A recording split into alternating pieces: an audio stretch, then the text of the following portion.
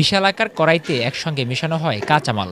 সেখানে ৫ থেকে ৬ ঘন্টা গরম করার পর আনা হয় পাশে ছোট কড়াইতে। কিছুটা ঠান্ডা হওয়ার পর নির্দিষ্ট আকারের দুটি অর্ধগোলাকার ছাঁচে নেওয়া হয় সাবানের মুন্ডু। এরপর ২ পাশ জোড়া দিয়ে রাখা হয় জমাট বাঁধার জন্য। তারপর কারিগরেরা গোলাকার চামচের সাহায্যে প্রস্তুত করেন চট্টগ্রামের শত বছরের পুরনো গোলাকার সাবান, যা বাংলা সাবান নামে বেশ পরিচিত।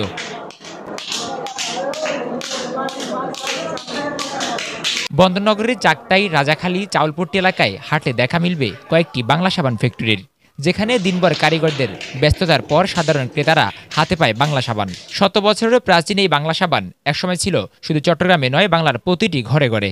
কালের ছোঁয়ায় এই সাবানটির জায়গা দখল করে নিয়েছে নামি দামি ডিটারজেন্ট পাউডার সহ অন্যান্য সাবানগুলো। ফলে ঐতিহ্য হারাতে বসছে সাবানটি। প্রক্রিয়াজাত হচ্ছে যে এটা আপনার দেশি চর্বি এবং ফার্ম অয়েল, সিলিকেট, কস্টিক দিয়ে তৈরি হয়। এখন এখান থেকে আমরা মার্কেটিং করে এখান থেকেই নিয়ে যাই। এ হচ্ছে যে আমাদের সাবানের মূল উপাদান।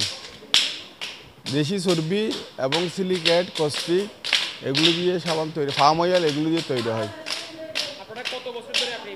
এটা তো আমি না, এটা তো অনেক আগের থেকেই। এটা তো এখন দিন দিন এটা ঐতিহ্য হারিয়ে যাচ্ছে, দিন দিন এই ব্যবসাটা কমে যাচ্ছে আর কি। না, এটা হচ্ছে যে আপনার বিভিন্ন ডিটারজেন্ট পাউডার এবং আধুনিকতার ছোঁয়া, যেহেতু এটা তো হাত দিয়ে ঘষে ডলতে হয়, সেজন্য এটা দিন দিন চাহিদা কমে যাচ্ছে আর কি। একসময়ের জনপ্রিয় এই সাবানটি মূলত বিক্রি হয় কেজি হিসাবে। ৫০০ গ্রামের গোলাকার সাইজের তৈরি হওয়া সাবানটির বাজার মূল্য অতি নগণ্য। চট্টগ্রামের বিভিন্ন ব্র্যান্ডের উৎপাদিত হওয়া এসব সাবান ছড়িয়ে যায় চট্টগ্রামের সহ সারা বাংলাদেশের বিভিন্ন জায়গায়।